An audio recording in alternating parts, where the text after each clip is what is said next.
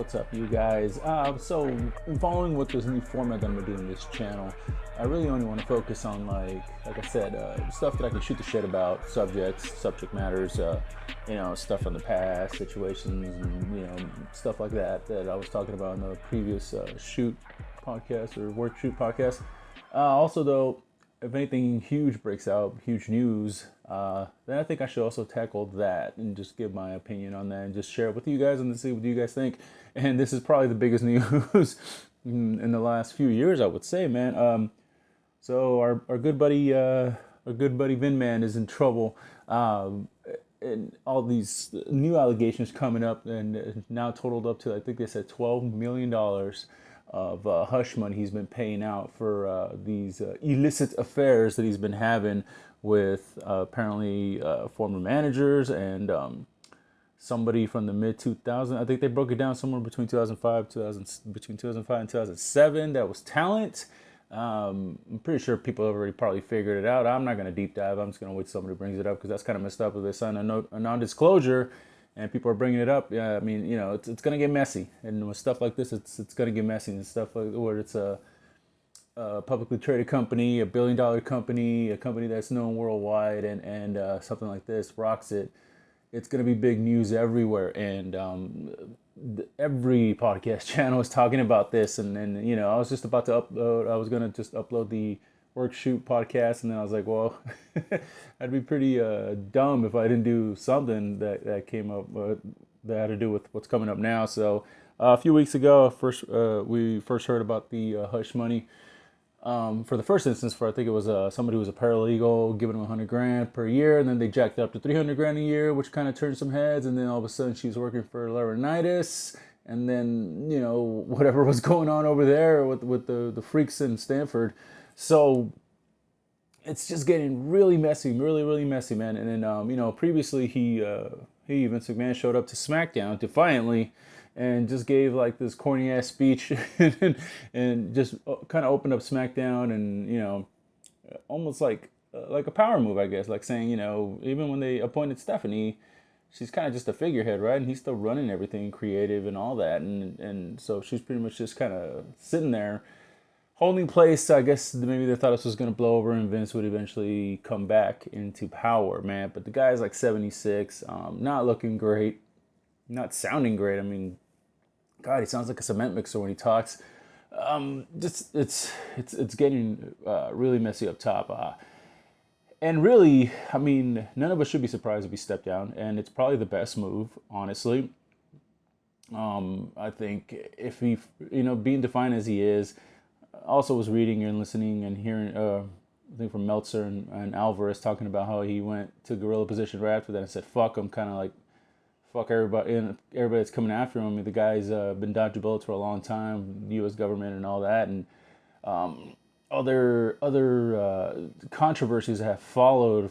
Just you name it, man. It's stuff from the '80s with the referees and the young referees that were hiring, or the young ring boys that were hiring, that kind of crazy stuff. All the harassment suits he already had on him. Just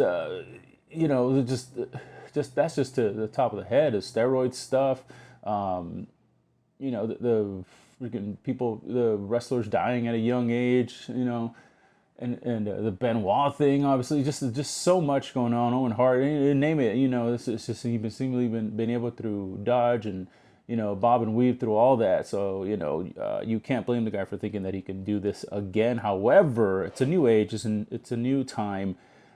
And then when they first went public, became a publicly traded company, that kind of turned my head, because I was like, well, man, what are they like going to go squeaky clean? Because even back then you were listening and hearing about all the crazy shit that was going on in the locker rooms and everything. They almost had to clean them, clean up clean their plate there, and they kind of sort of did. They kind of became this kids company again, especially with John Cena at the helm and that kind of stuff. But you would still hear about, people shitting in other people's bags and fucking situations like that, like female talent getting bullied out. And man, it's just it never really changed. I guess at the top you still had dudes from those eras that were still kind of running the show back there, letting boys be boys, I guess, right? And Laurinaitis had a bunch of controversy on him, and they kept bringing him back.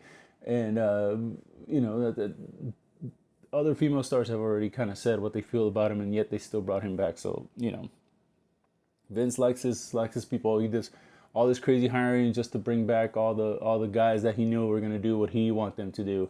The last few years have been kind of crazy over there, considering what was going on. With NXT kind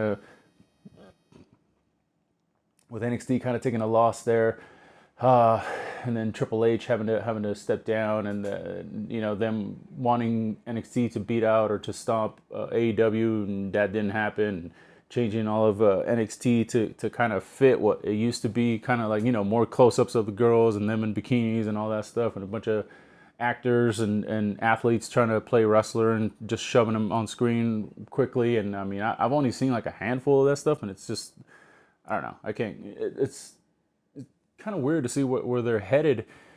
The timing of this is kind of weird. I don't know. Maybe I'm just thinking way too much into it. But like, I see all this going on, and people complaining about the writing and how a lot of the plots and the angles have no real. They're kind of all over the place. They have no beginning, no end. It's just they switch stuff, they drop people, they sweep it under the rug and all this, and it's just leading to kind of like one of the worst times in booking, I would say, in WWE history. All that, Khan coming in and firing a shit ton of people, Stephanie kind of leaving right before all this stuff drops, only to just come back after maybe they begged her to come back to kind of save face and make it look like to the investors that there's still a McMahon up top. Because there was always talk of what would happen when Vince left, if the stock would plummet, since he's he is WWE. I think that's a big worry right now. Is where's the stock going to go this week? That's going to be vital. I think if it drops tremendously, you got to think that he's going to get forced out. I mean, he's at that age where you should be thinking about slowing down or just retiring in general. But I think people have spent so much time kissing this dude's ass and hanging off of his ball sack that they can't really do that to him. They're just already programmed to just say yes to whatever he thinks and call him a genius, just like all the marks out there, the Vince McMahon marks, who fucking do the praising thing as he walks out, and they cheer for him, they sing along to his song knowing he's a fucking scumbag, and they still do this, and it's just like proudly too, I might add. It's just going to be interesting to see Instagram and Twitter and all these WWE like super marks and super fanboys. How are they going to defend Vince? Like, are they going to bring up other instances of somebody else and dodging the real situation here? If Stephanie does take over, I mean, she's younger and she's got Triple H with her. I think they have a more savvy. Maybe we'll be seeing better quality wrestling programming from WWE. I can only hope that would be it, because I mean, I used to watch WWE a lot. I was a big fan, and then I just completely stopped. I haven't really watched intuitively, maybe in about 6 years, I would say. But who knows where this is going to lead to, man? Who knows if it's going to lead to even more things? Like, that's going to be the crazy thing. Is if what if this is just leading to something else? What if this is just leading to more revelations? It's a crazy time because you don't know exactly what's going to drop. I mean, you would, I guess you wouldn't be too surprised to hear more about this stuff. The Patterson stuff, the Laurinaitis stuff, his grapefruits running around. Oh man, like it's just a very tumultuous time right now, and I guess you could say it's like what WWE fans like to say, is let it play out. I guess we have to just let it play out, man. I wonder who's gonna step up. I wonder who's gonna start talking and saying, or going on podcasts and talking about, what they saw and what they know. It's gonna be interesting because I mean, you can't fault fans for wanting to know more. I think a lot of people invest a lot of time in this and a lot of money, pay-per-views and all that stuff, and you can't get mad at people for wanting more information. So it's like when I listen to some of these podcasts and they give prefixes and all this disclaimers before they start and say, oh, we're not condoning that. Nobody's saying you're condoning, you're reporting what's going on. And at the same time, they're like, well, people shouldn't be,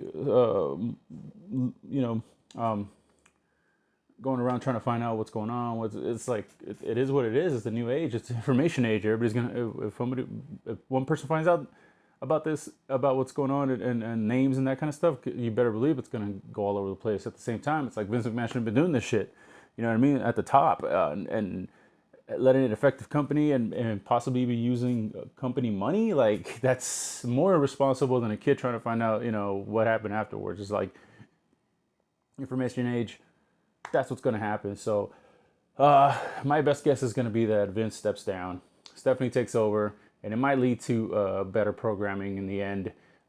Like the stranglehold that he's had on this company, where everybody just kind of waits to see what he's gonna do. He's changing his mind every 10 seconds and changing the scripts and ripping them up the day of the show and scaring the shit out of everybody. And you know what I mean? Like even his own writers, firing all this talent, and doing all this underhand stuff that they try to do to WCW, trying to do it to AEW now. And it's just, I think it might be just a little bit too much for him. And I think maybe it is time for him to step down. So that's where I hope it goes. And hopefully this leads to better, like I said, quality wrestling and wrestling angles and programming in general for WWE. I would love to come back and watch more stuff. You know, they got good enough talent.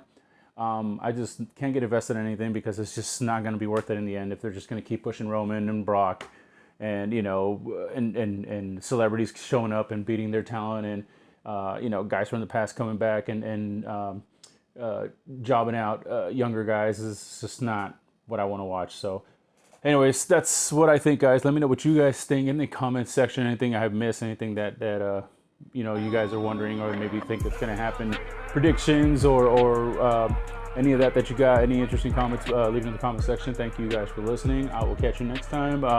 Putting out some more audio quality or audio shows soon. Thank you, and I will see you later. Peace.